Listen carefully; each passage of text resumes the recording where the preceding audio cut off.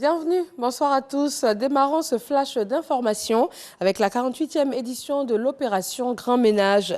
Le thème, pour bien fêter, j'assainis mon cadre de vie. La cérémonie officielle a eu lieu à Séguéla, dans le nord de la Côte d'Ivoire. Les 6 communes des départements de Séguéla et Kani ont reçu des lots de matériel de salubrité. Le Comité national de télédétection et d'information géographique a mis en place un groupe de travail. Ce groupe a pour objectif de réfléchir sur les stratégies durables à mettre en place afin de lutter efficacement contre les changements climatiques et il vient de livrer ses conclusions.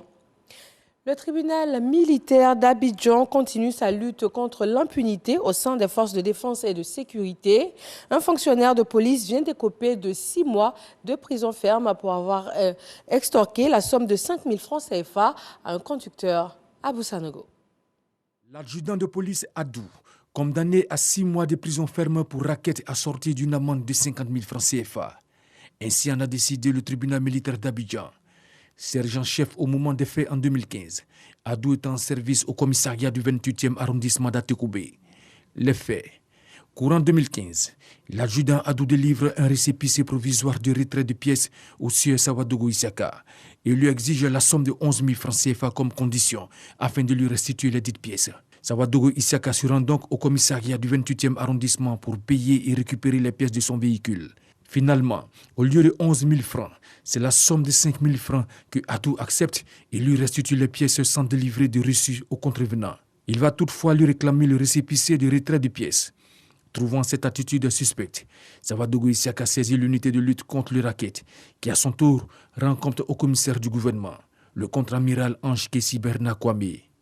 Après 2 semaines d'audience, le tribunal militaire d'Abidjan l'a condamné à 6 mois fermés de prison pour des faits d'extorsion de fonds assortis d'une amende de 5 000 francs CFA.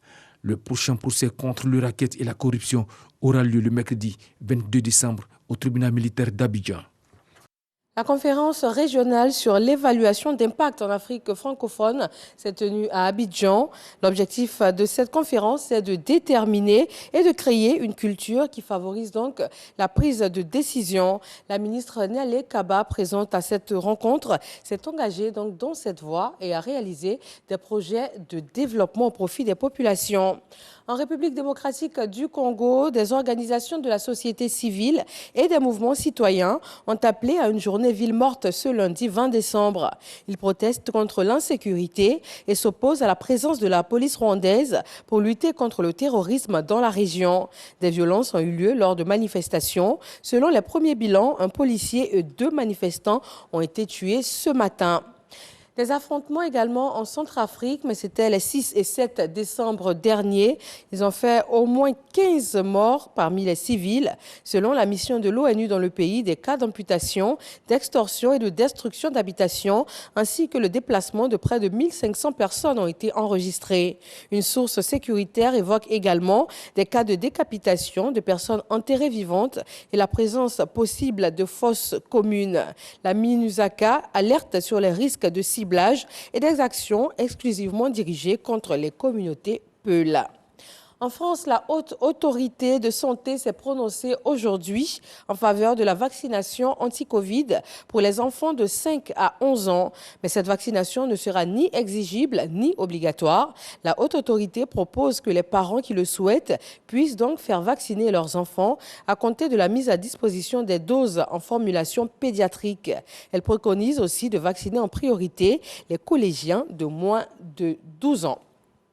Voilà, merci de vous informer sur RTI 1. Retrouvez dans quelques secondes l'actualité dans nos régions. Et moi, je vous donne rendez-vous à 20 h.